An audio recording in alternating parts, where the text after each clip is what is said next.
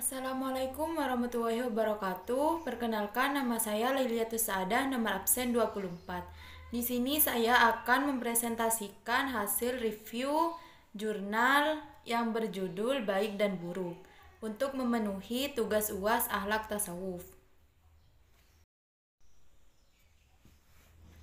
Baik dan buruk merupakan kata antonim yang digunakan untuk menilai atau mengukur suatu keadaan atau benda dan perbuatan manusia.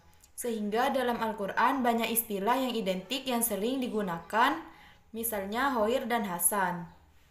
Al-Toyib, sedangkan istilah buruk menggunakan Al-Kub dan Al-Ashar, Al-Sa dan Al-Hobit. Dan di kalangan para teolog muslim, istilah baik dan buruk juga merupakan salah satu topik kajiannya, seperti Mu'tazilah dan Asy'ariyah.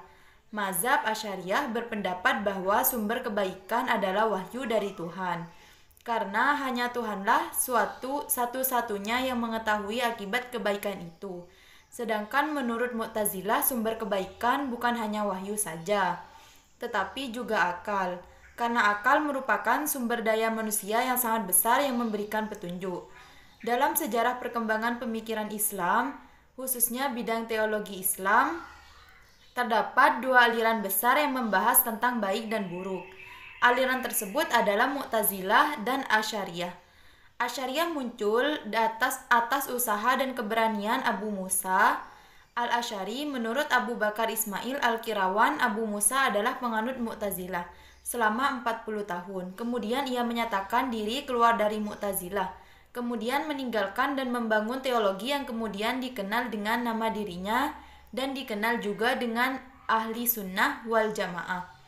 Kedua aliran tersebut sebenarnya memiliki paradigma yang berbeda. Namun dalam beberapa hal terdapat persamaan di antara keduanya. Di antaranya adalah yang berkaitan dengan persoalan baik dan buruk yang sering disebut dengan persoalan etika.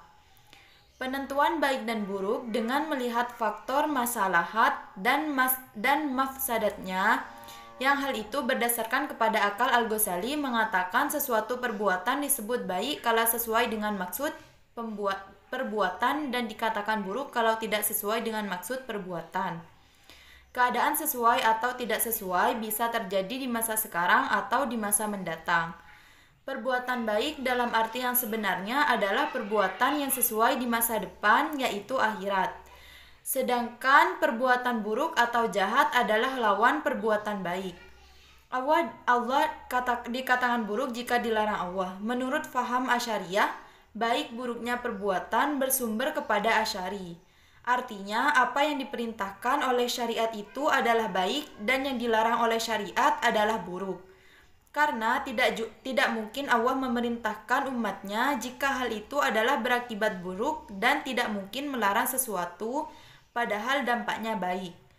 Asy'ariyah maupun Mu'tazilah bahwa yang dikatakan baik adalah sesuatu yang mendatangkan kebaikan atau kebahagiaan, baik di dunia maupun di akhirat.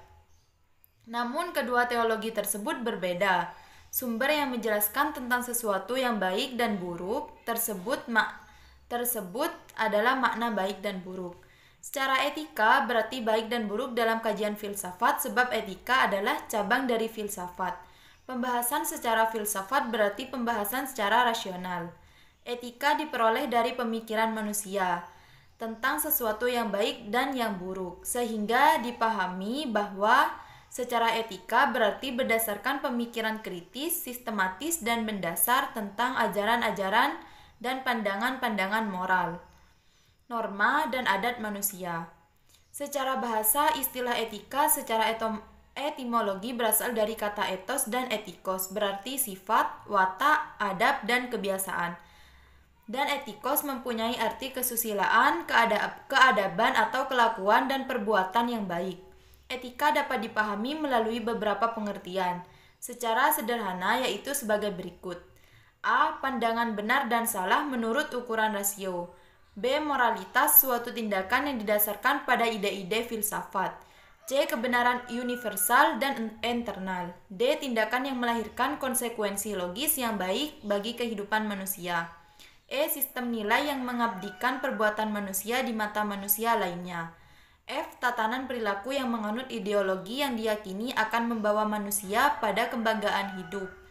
G. Simbol-simbol kehidupan yang berasal dari jiwa dalam bentuk tindakan konkret. H.